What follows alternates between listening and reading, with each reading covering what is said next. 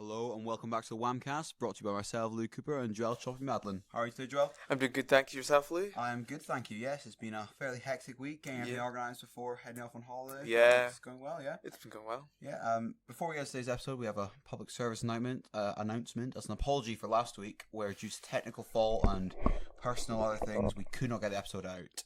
So hopefully we'll get out this Thursday as a re-release. You get a double episode this week to compensate for last week, as we had to deal with many emails from our loyal listeners applying in last week, wondering where we were. But no, we're back this week. Yeah, and we were all right. Thank you. And we did record last week, but sadly it just corrupt files and machinery and stuff. But we are back. We've got a banger of an episode of Miss Sterling coming out this Thursday. So anyway, going to today's episode, to celebrate International Gaelic Week, we have Mrs Campbell and William Urquhart back on.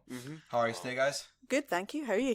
I'm good, thank you. Yeah, and William, you've done it. You've completed the hat trick, and we've got a hat trick ball here to give you, and we just thank you.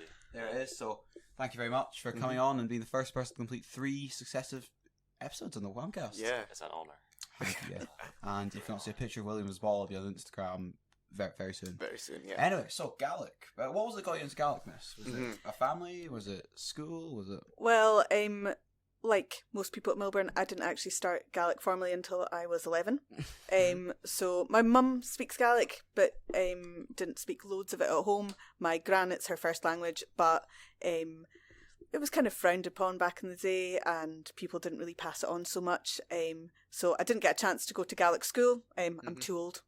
It didn't start until after I was in school, and so I started when I was 11 formally, and started with just the same as you guys, is Misha, Hamia Furachaun and Internish, like the absolute basics, and then I was good at it, and I just thought, right, I'm good at something, let's go and do that at uni. So I did Scottish Studies with Gaelic at Edinburgh. Wait, so it was Edinburgh you went to do? Yeah, Gaelic, yeah. Edinburgh. School of Scottish Studies, so I got to do an absolute ridiculously random degree of being able to do everything from Gaelic singing to courses about fairies and second sight and place names, and like that's what my degree's in. I mean, wow, who gets to say that? Like, Yeah, it sounds like you've got like a degree in Lord of the Rings. Almost. pretty much. Yeah. And as long as you can write an analytical essay about it, yeah, totally. Perfect. Yeah, no.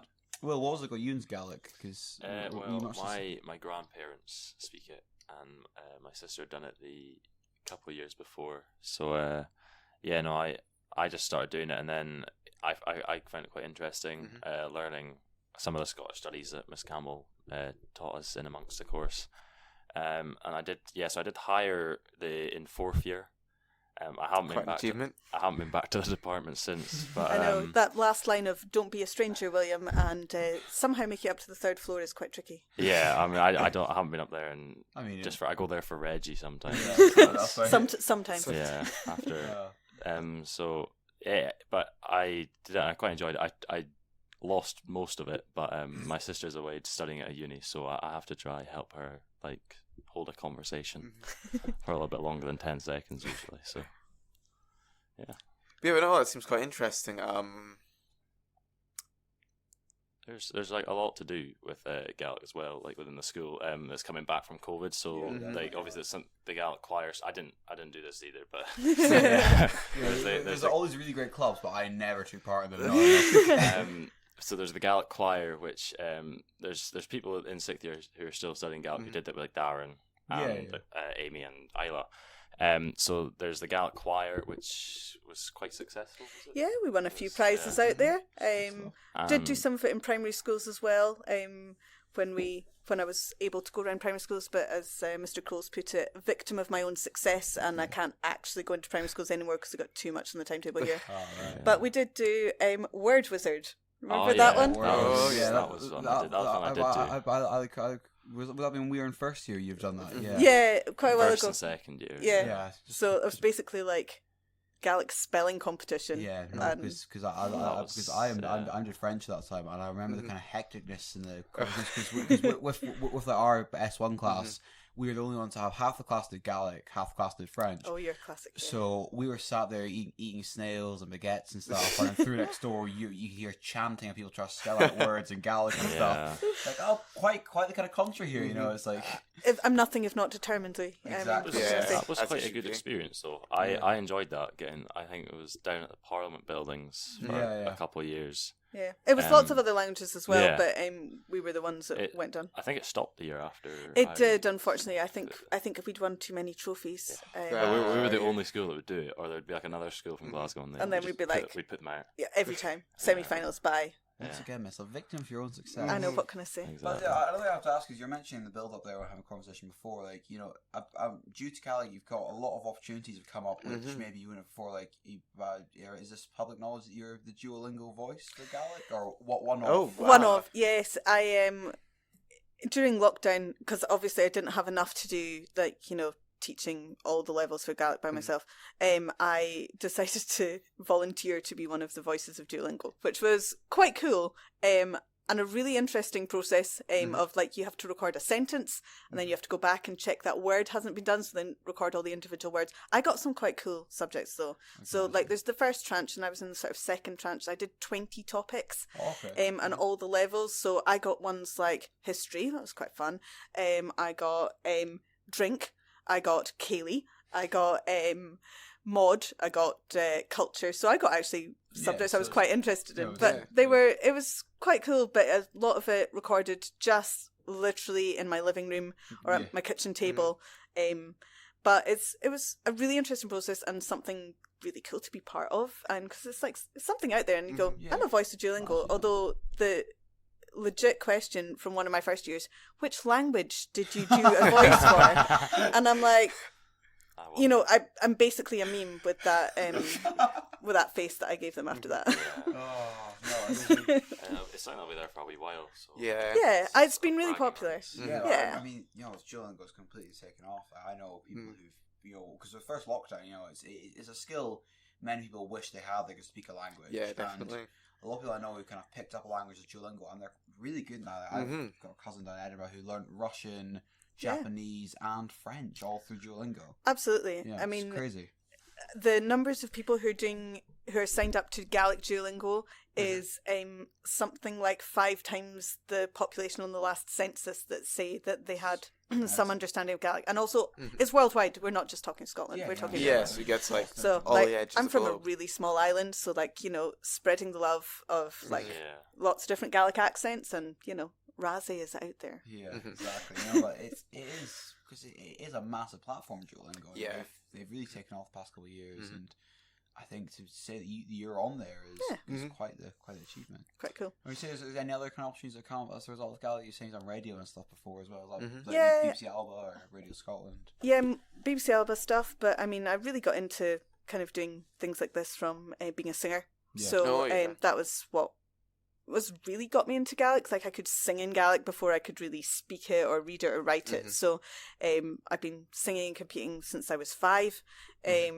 There's a really horrible picture that appears on my Facebook memories every so often of the first competition I ever won when I was 5 years old in the under 10s. But then I just continued it, and I was part of a Gaelic choir when I was in high school, and then when I went to uni.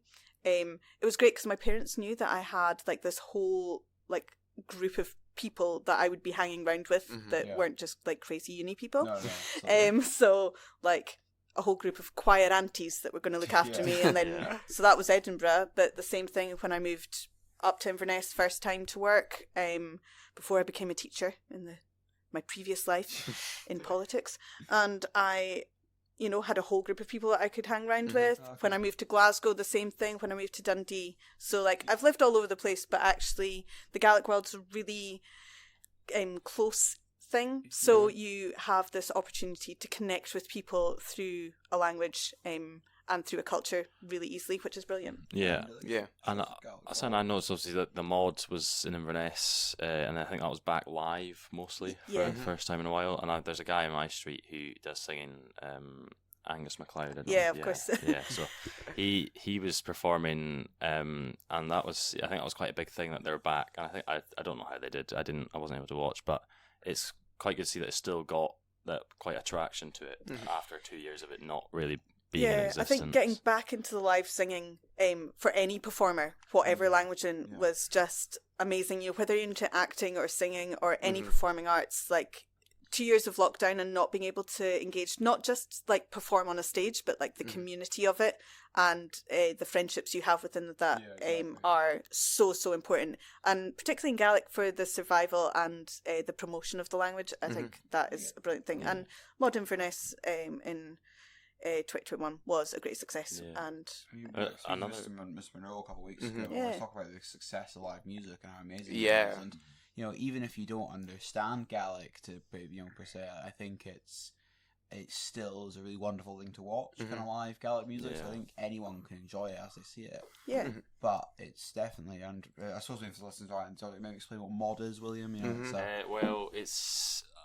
I mean, Miss Campbell probably knows more about it than I do. But it's a Gaelic festival, and there's different competitions for different like age groups that you can compete in almost. So there's choir singing, there's individual singing, and I don't know if there's poetry, there's literature stuff, so I've now kind of moved on from the solo singing and sort of going more into the literature stuff.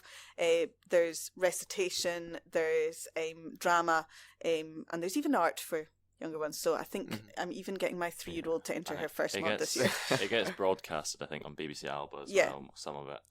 A full week of stuff all the way. I mean, talk about things being broadcast on BBC Alba. One of your most successful ventures was Film G. Film G. Yeah, so is it still on, or is it still happening? Was it affected by COVID, or is it? It was because we run it as a club that's open to absolutely anyone at Melbourne. That's one of the great things about it. Like, it's not confined to if you're taking Gaelic or not. So you can take part. So this year had a whole new team because my previous teams had all left 2 years school. So I had obviously William's sister Rachel took part for a whole 6 years, very successful. Other teams are now trying to emulate that, winning best production, winning best film for Gaelic learners, nominated in loads of categories. So this year we had a whole new group, and most of them had never actually taken Gaelic. Most of them were in my French class, and they were a whole team of second years. Oh, okay. So I suppose it's a good base to build on that. Yeah, absolutely. And they got nominated. They got shortlisted for best film for Gaelic learners. Okay. So in their first year doing it. So was that a trip to Glasgow? Well, not this year. I'm afraid COVID did affect I mean, any opportunity to dress up, guys, feel sad of losing out on that. Yes, of course. But we did have an online, online and on BBC Alba award ceremony. So we were shortlisted. So next year onwards and upwards, obviously, speaking out to the listeners, open to anybody. If you are creative in any way, you don't have to have Gaelic. I'll sort that part. It was quite a good one. It gives Gaelic more publicity on BBC Alba. So. It's probably one of the most active departments in the school. I'd have to say, Gaelic. You're like looking through the notices kind of start of the year, and they've got everything. They've got Gaelic choir, Gaelic and PE running the clubs. Even Word Wizard, that comes back. So it isn't. So you offer a wide range, and it's I know people who've gone into Gaelic with no Gaelic knowledge. And they're fairly competent, I'd say, now, Thank you very much. Will's not half bad when he puts his mind to it. It's all right. I mean, he did come over to science, but what can I do? But no, that's kind of our Gaelic. That's as much as we can say about Gaelic Week. I mean, a question I like to ask teachers about departments is, if you were given Mr. Kroll turned up to you with a blank checkbook and went, how do you want to improve the department? Or how would you want to maybe change the curriculum, like the SQA? It's not John Swinney anymore. Who's the SQA coordinator? Oh, Somerville. Somerville. So, and if they came up to you and to change the curriculum, what would you suggest to them? What would you inquire about? The world zeros to hear. Okay, well, that's quite a tricky one because I do work for the SQA. So actually, it's like an inside-out question. So. I don't know. Well, first of all, I want some of these shiny Macs that music have that we're recording on right now because, I love a little promotional video. I feel like that would be good for Film G too. Oh, absolutely. It would make it so much easier when we're editing and stuff. I mean, I'm putting that one out there, Mr. Kroll. I'm at for Gaelic, thank you. I think I would like another teacher.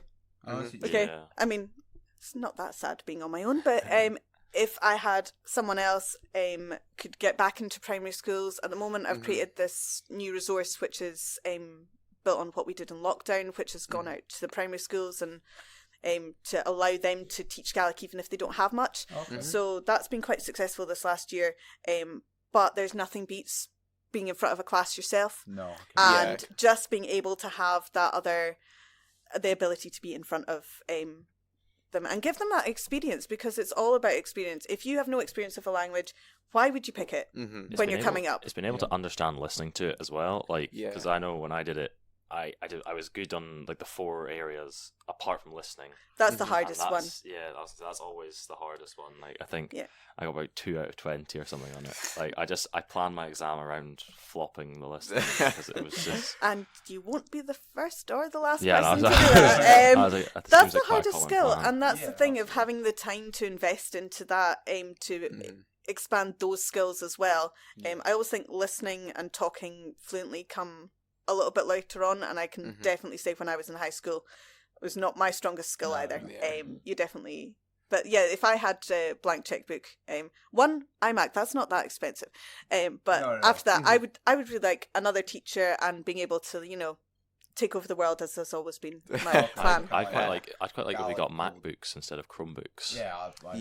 Didn't Mr. Monroe say that last time? Yeah, that was an suggestion which we then thought back to some of the Chromebooks, some of the states of some of the Chromebooks we currently have. There's one that I saw. The Chromebooks aren't even like cheap as well. They're still expensive. Yeah, they are quite expensive. This is true. There's one Chromebook that I saw in a 3rd year history class today that was taped together. Oh, they used some obviously quite heavy duty tape, and it was I was like, you've got 3 more years, and then you need to return that. It'll be like a nice. So a nice fine.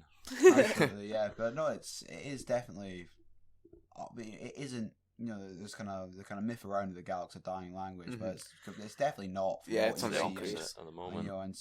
Even the increase of people wanting to take it's definitely got a lot going for it currently. I mean, it's one thing. If you ask people in the school, have you heard the phrase Gaelic is a dying language?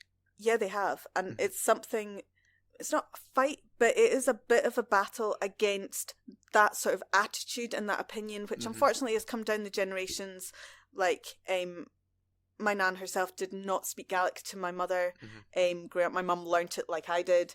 It just was that sort of, it won't get you anywhere. But actually now people are starting to get into the idea that Gaelic is actually just as important as any other language. Yeah. The opportunities it can offer you in the world of work in Scotland itself are just, if you've got somebody that has their 5 A's, and someone else has got the 5 A's, you've got something there like Gaelic. Oh, that's a bit different. That makes you stand out from the crowd. That makes you the different person. It does seem to have a bit of reach now as well. Like in Solmore, there's people on my sister's course who, like when they go on their breaks, they're from Norway, so they're coming from there. And there's a couple of Americans, I believe, on the course as well. So there is local people, but there is some reach around it as well, so it is and it can being take publicised. you many places, and I think we're now starting to get into that attitude with you guys and the years that are coming after you, that are realising that this isn't just, yes, I'm on the top floor in the back corner, but the reach of it in the school and the profile of it in the school is a lot bigger than just one classroom and one short-redded teacher. Yeah, so one thing we like to ask everyone who comes on the show, and William's already answered this question, so he can twice. Okay, my go. So, if you're on a desert island and you could have anything to eat, what would it be? It would be like one food type, like pizza, etc. We just do a massive culmination. I just need to know what would everyone eat and what music they'd listen to too. Okay, well, cheese. Cheese. Oh, because you can do so much cheese. But the other thing would be like eggs. Because if you have eggs and bread, you can do so many things with eggs and bread. French toast. Well, you go French toast. Oh, I said that and didn't burst into flames. I boiled eggs. You can do scrambled eggs. You can do poached eggs. So you can do a lot with eggs and to keep it interesting. There's my thing. Okay. And music I'd listen to. If you want one album to listen to. Oh my gosh. I'm going to go, what you would describe as retro, but like a classic Jagged Little Pill. Alanis Morissette. Oh, okay. Okay, which is late 90s excellent angst music.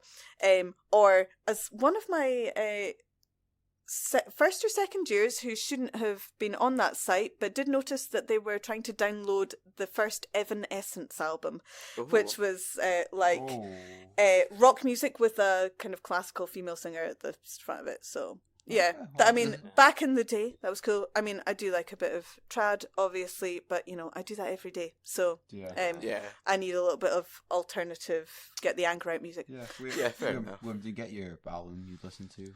First? I don't know.